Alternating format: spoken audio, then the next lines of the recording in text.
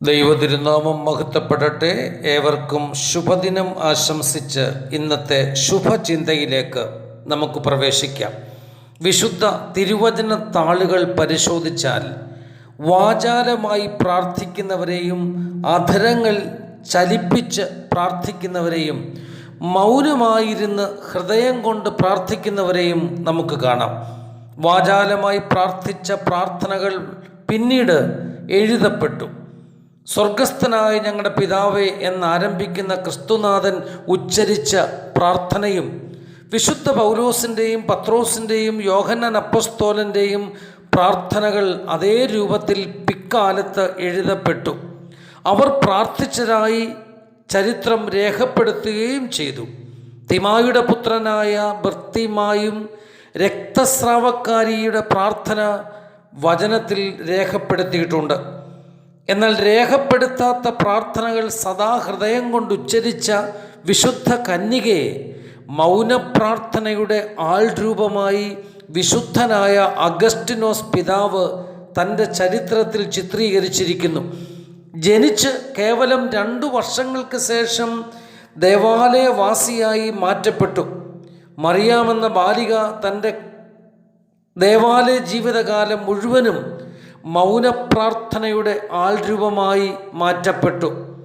ദേവാലയ സാന്നിധ്യത്തിൽ സന്തോഷവും സമാധാനവും ആത്മസംതൃപ്തിയും ആ ബാലിക നേടിയത് പ്രാർത്ഥനയുടെ പിൻബലത്തിലാണ്. വിവാഹ നിശ്ചയത്തിന് ശേഷം നസ്രേത്ത് വാസകാലത്തും ആ മഹിളാരത്നം മൗനപ്രാർത്ഥനയിൽ സദാ സന്തോഷം കണ്ടെത്തി. മാലാഖയുടെ വചനിപ്പ് മുതൽ ആ പ്രാർത്ഥനയ്ക്ക് അവൾ ശക്തി കൂട്ടി.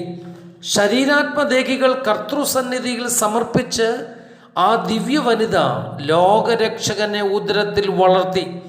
ഗർഭസ്ഥ ശിശു വളർച്ചയ്ക്കായി സ്വീകരിച്ചത് വിശുദ്ധ കന്യകയുടെ ഹൃദയത്തിൽ അന്തർലീനമായ പ്രാർത്ഥനയുടെ ഊർജമായിരുന്നു. പുത്രൻ്റെ ജനനത്തിനും 30 വയസ്സിനിടയിലുള്ള ആ കാലഘട്ടം അമ്മയുടെ പ്രാർത്ഥനാ ജീവിതം സത്യത്തിൽ വിശുദ്ധിയുടെ പർവ്വതം ഏറുന്നതായി മാറ്റപ്പെട്ടു. ഏതൊരു ഹൃദയത്തെയും തകർത്തു തരിപ്പണമാക്കുന്ന പുത്രൻ ഏറ്റ പീഡകൾ ആ അമ്മയെ ഒരു നാളും തളർത്തിയില്ല. എന്താണ് കാരണം?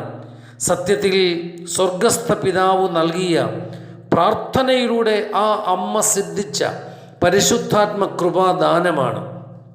മനുഷ്യജീവിതത്തിൽ ദുഃഖദുരിതങ്ങൾ ഏറി വരുമ്പോൾ തകർന്ന് തരിപ്പണമാകാതിരിക്കാൻ വിശുദ്ധ കന്യക മറിയത്തിൻ്റെ വഴി നമുക്കും സ്വീകരിക്കാം. ആ അമ്മ പുത്രനിൽ കണ്ട ദൈവിക സത്ത ഉൾക്കൊള്ളുവാൻ ഈ നാളുകളിലെ ആത്മീക വൃതാനുഭവം നമുക്ക് വഴി ഒരുക്കട്ടെ. പ്രാർത്ഥനയുടെ ആത്മാവിൽ ജനിച്ച് പ്രാർത്ഥനയുടെ യാഗത്തിൻ്റെ പശ്ചാത്തലത്തിൽ വളർന്ന് ജീവശ്വാസമായി പ്രാർത്ഥന രൂപപ്പെടുത്തിയ ക്രിസ്തുനാഥൻ്റെ അമ്മ നമുക്കും വഴിവെളിച്ചമാകട്ടെ. അമ്മേ അമ്മേ നിൻ മകനോട് അനുനിമിഷം ഞങ്ങൾക്കായി പ്രാർത്ഥിക്കണമേ. ഏവർക്കും ശുഭദിനം. നന്ദി.